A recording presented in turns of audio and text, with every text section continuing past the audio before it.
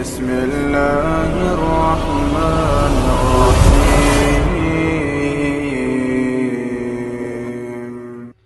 ما هي الأوقات التي يسن فيها الدعاء؟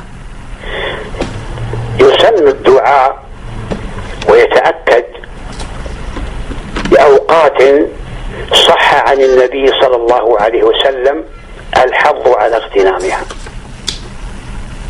وذلك والله أعلم لأنها أرجع للإجابة.